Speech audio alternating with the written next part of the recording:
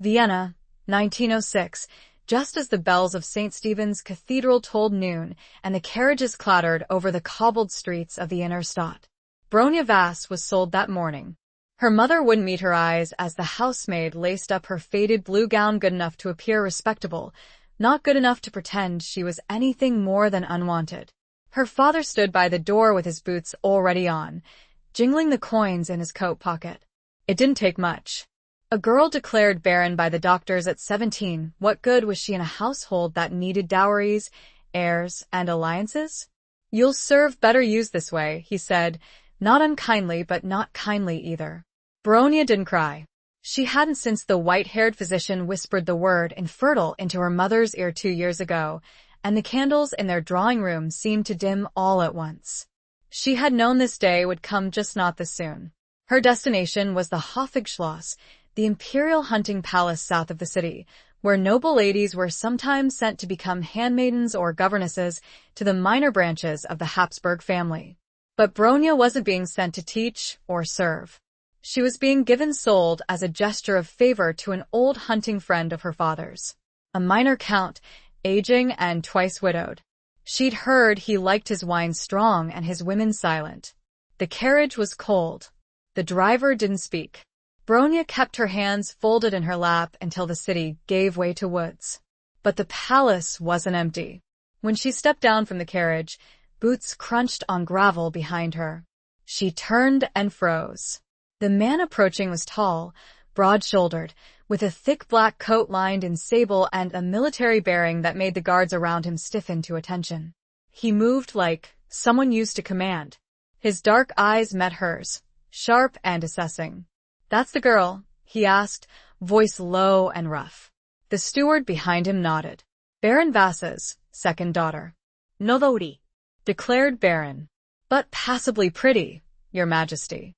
Bronya's breath caught. This wasn't the Count. This was King Ziven of Bohemia, the Alpha King. She had seen him only once before, from a distance, at a military parade when she was 14. He had been astride a black stallion, flanked by officers, his medals gleaming in the sun. Now he stood just feet from her, taller than she remembered, his jaw shadowed with stubble, his presence crackling with something dangerous. Ziven looked her up and down in silence. Bronya didn't flinch. She didn't bow either. He turned to the steward. "Take her to the East Wing. She'll be under my protection now." The steward blinked. "But, sire, the girl was promised." "She is mine," he said. "The Count will be compensated." Bronya said nothing as 2 guards stepped forward to escort her. She walked between them, her back straight, her heart pounding. She didn't understand what had just happened. She didn't know why the king had claimed her, only that her life had changed again, faster than she could catch up to. The East Wing was warm, all flickering fireplaces and carved wooden panels. A maid helped her out of her coat and showed her to a chamber with a small writing desk, a canopied bed, and a window overlooking the frozen lake. "You'll take meals with the lower court," the maid said. "But His Majesty has requested you be given proper attire." "Why?" Bronya asked. The maid just shrugged. "You'll find out." By nightfall, she had no answers. Only a new dress, dark green velvet, high-collared and trimmed in lace, and a sense that she was being watched. The next morning, she learned the truth. She was summoned to the king's study. She expected cold formality. Instead, she found Ziven leaning over a map, sleeves rolled to the elbows, a scar on his forearm catching the light. "You can read," he said without looking up. "Yes." "French? Latin?" "Both." He finally looked at her. "Good." He pointed to a chair. "Sit. You'll write for me." Bronya hesitated. "I don't understand." "I need someone who doesn't belong to any faction in court. Someone with no ambitions, no alliances. Someone forgotten." Her mouth went dry. "You want a scribe?" "I want a shadow," he said. "Who listens? Who keeps secrets? Who sees everything and says nothing? And if I refuse?" Ziven stepped closer. He didn't touch her, but his presence was enough to make the air feel thinner. "I saved you from that drunk old count," he said. "Would you rather go back?" Bronya clenched her jaw. "What do you want me to write?" He handed her a sealed letter. Copy this, word for word. Then burn the original. She did. And so it began. Every day, she came to his study. At first, she did only what he asked: transcribed, organized, translated coded reports from Prague and Vienna. But slowly, he began to speak to her. He asked what she thought of the messages, whether she trusted the men who sent them, whether she believed war with Hungary was inevitable. She answered honestly. He listened, and once, when a letter came from his general warning of a possible Hungarian agent in court, he handed it to her and asked, "If you were the spy, where would you hide?" In plain sight, she said. With someone no one would suspect. He held her gaze for a long moment. That night, she found a note slipped under her door. You're right. No signature. But she knew the handwriting. Weeks passed. Winter deepened. The court whispered. Why was the barren girl housed in the king's wing? Why did she walk beside him in the garden, her hands gloved, his sleeve brushing hers? They never touched. Not really. But one night, when a storm knocked out the palace lamps and she stumbled in the hall, he caught her by the waist and steadied her. Are you hurt? He asked, voice low. No. His hand didn't drop away. Neither did hers. But the next morning he was cold again. Distant. Formal. Until word came that the Count, angry at being denied, had challenged Ziven to a duel at dawn. You can't go, Bronya said, standing in his study as he buckled his sword belt. You're the king. I gave my word. He's baiting you. He wants to humiliate you. Ziven looked at her. He wants you. I'm not worth dying for. He smiled then, not cruelly, but with something softer. That's where you're wrong. She didn't sleep that night. At dawn, she stood at the edge of the snowy field behind the palace, heart in her throat, as Ziven faced the Count in silence. Swords clashed once, twice.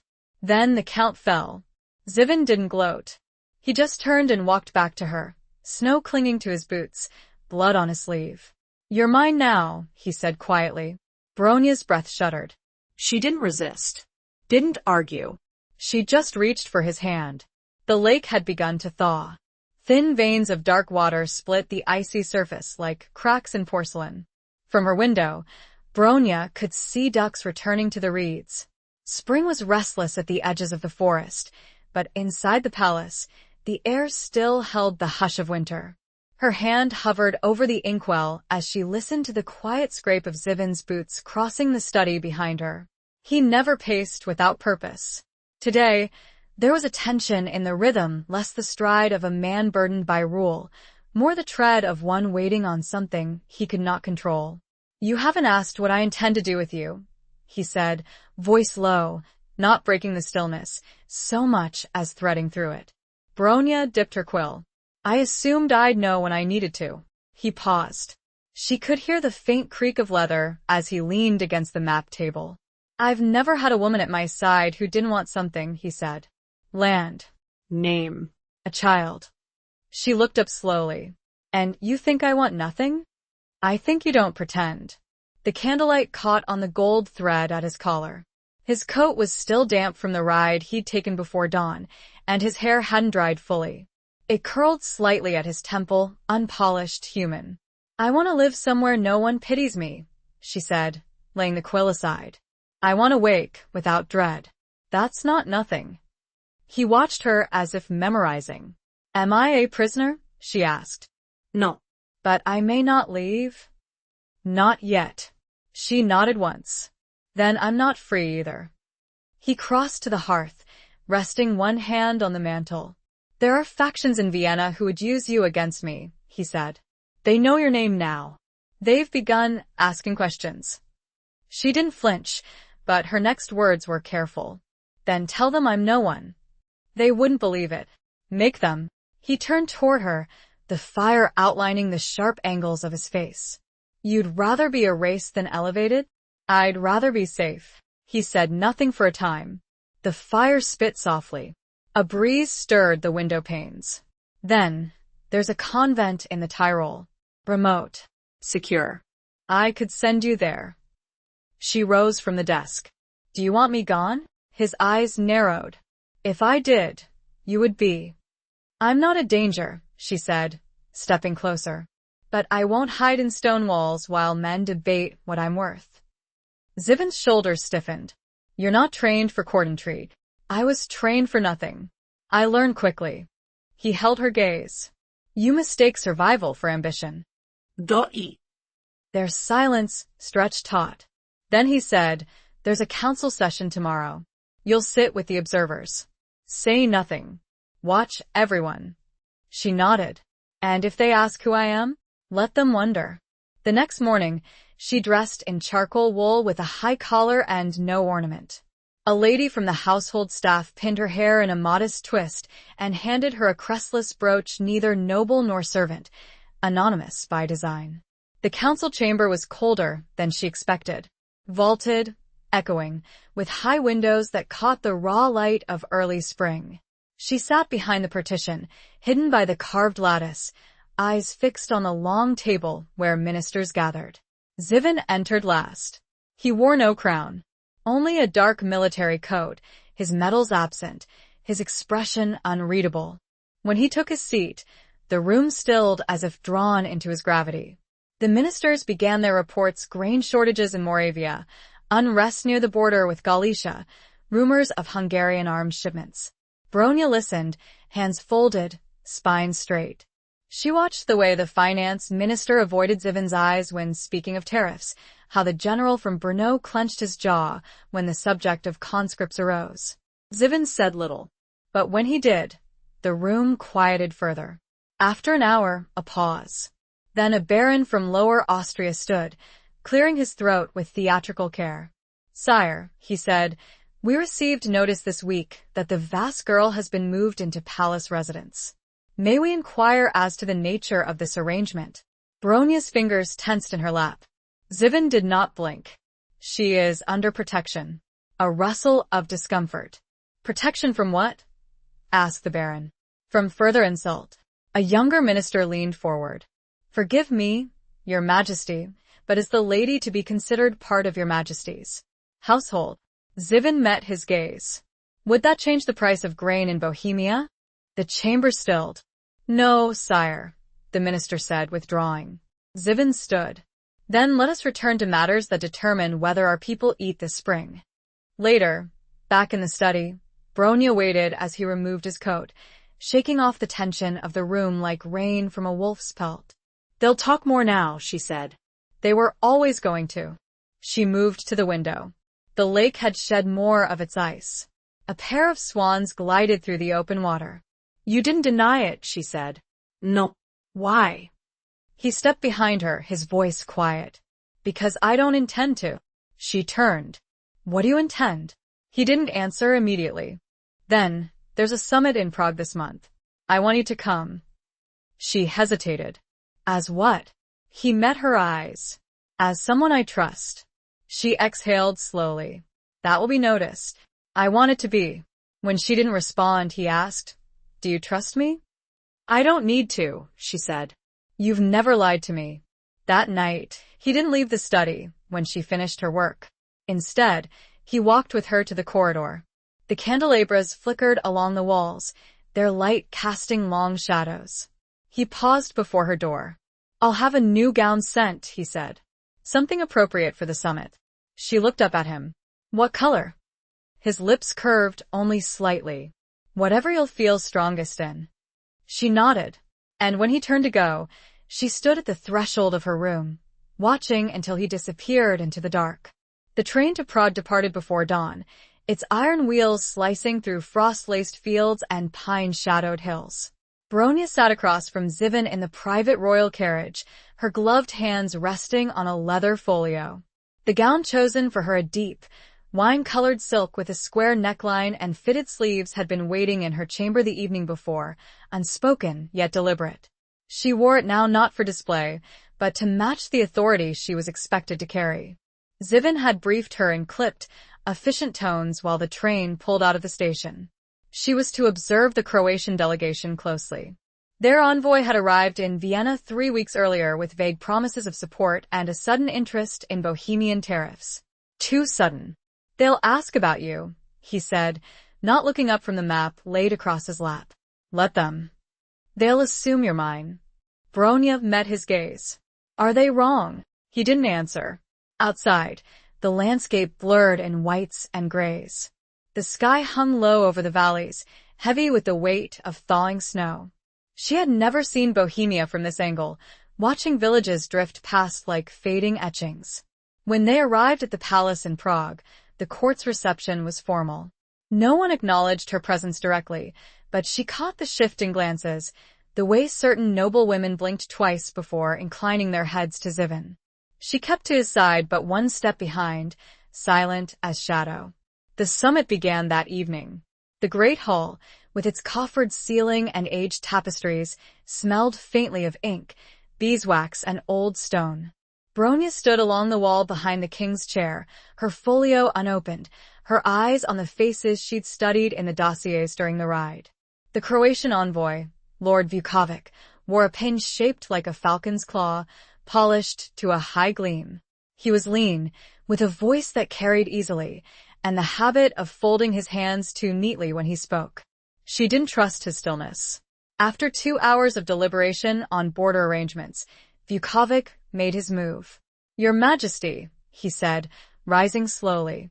We remain eager to explore shared trade corridors. But we must first address the matter of future succession in Bohemia. Stability, after all, requires certainty. Bronya felt the air shift. Ziven didn't react. What concern is my succession to your tariffs? The concern, Vukovic replied smoothly, is not yours alone. The Empire watches. The Diet hesitates. Ziven leaned back slightly. Then they should stop watching and start governing. The envoy's smile tightened. A king without a line is a question. We prefer answers. There was a long stillness. Then, without looking back, Ziven said, My heir will not be named to please foreign merchants. The matter was dropped, but the message lingered. Bronya felt its weight in the corridor later, as the delegates dispersed and Ziven stood before a shuttered window, jaw set, one hand braced against the sill. She waited until the guards moved out of earshot. They mean to use your bloodline against you. They already are. She stepped closer, voice low. If they push, can you hold the court? Yes. But not if I speak in half measures. He turned to face her fully. They want me to marry, to name a wife who can bear sons. And that's not something you'll do? Not to satisfy them. Bronya looked away, then back. You never asked what I want. What do you want? To know what I am to you. He didn't answer at once. Then he said, I've never built anything that wasn't meant for war. I don't know how to offer peace. She reached for his coat sleeve, fingers brushing the wool. Then let me. He caught her hand, but gently. Do you understand what it would mean? He asked. For you? For your name? Yes. They'll never stop whispering. I've lived with worse than whispers. Ziven lowered his forehead to hers, not touching, just close enough that she could feel the warmth of his breath. If I claim you, he said, there's no going back. Then don't leave room for retreat. That night, he summoned the council. Bronya stood beside him as he addressed them, his voice measured but final. I have chosen my consort, he said. She will not be judged by her womb, but by her counsel, by the steadiness she brings to this court. She is Bronya Vass, and she is under my name, under my seal, and under no one's permission but mine. No one applauded, but no one dared protest. And when the chamber emptied, Ziven turned to her, the corners of his mouth softening not with triumph, but with something quieter, something rooted. She didn't need to speak. He took her hand, not as a shield, but as a vow. The procession through the old town was planned with haste and executed with exacting care. Ziven walked beside Bronya, not ahead, his left hand bare, his right resting on the hilt of his ceremonial saber. Her gown was navy brocade, severe in cut but softened by the lace veil that fluttered at her shoulders. The streets of Prague did not cheer, but they did not jeer either. Eyes followed them from behind shutters and windowsills, curious and measuring. Inside the palace, the mood was taut. Ziven's cousin, Archduke Marek, arrived unannounced the morning after their public appearance. He was younger by 5 years, with a lighter build and a voice honed for persuasion. Bronya found him waiting in the sun-drenched drawing room where she had gone to collect letters from the steward. "You're not what I expected," he said as she entered. She closed the door behind her. "What did you expect? Someone more decorative." She crossed to the table. Decorations fade quickly. Merrick studied her. "You've made my uncle's court very uneasy." "That wasn't my intention." "I don't think intention matters now." She folded the letters without glancing at them. "If you came to question my place, you'll have to speak with Ziven. I came to see if you understand what's been set in motion." She looked up. Ido.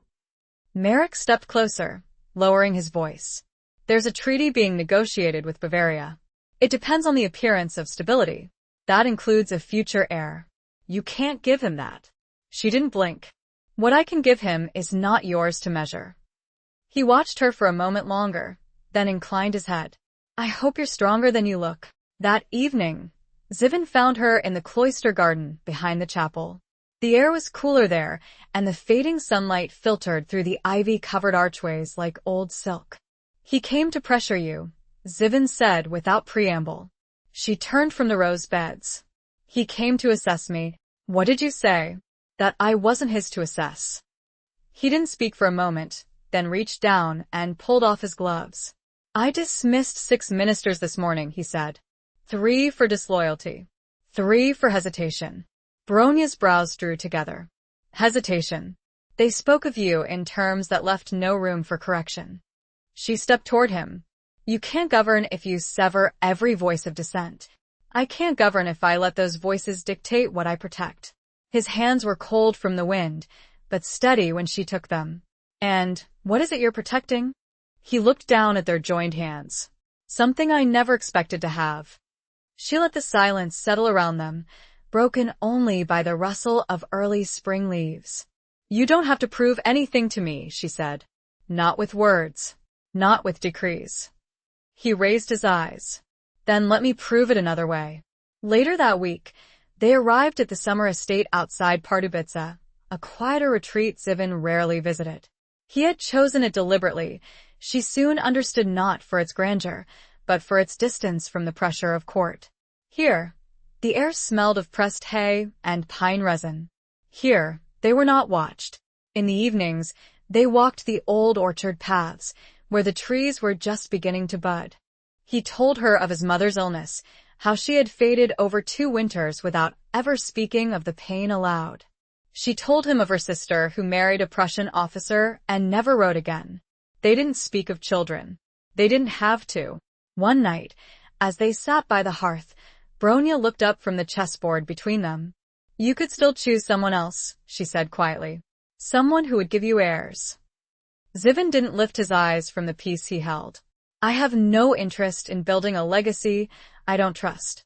She moved a bishop, trapping his knight. "And you trust me?" "You've never once tried to change who you are to please me," he said. "That's the only kind of loyalty I believe in." The firelight cast long shadows across the floor. Outside, the wind stirred the shutters. Inside, the quiet between them settled into something whole. That same night, he sat beside her before sleep, not speaking, only watching her as if memorizing the shape of peace. And for the first time since she had been cast from her father's house, Bronya slept without fear.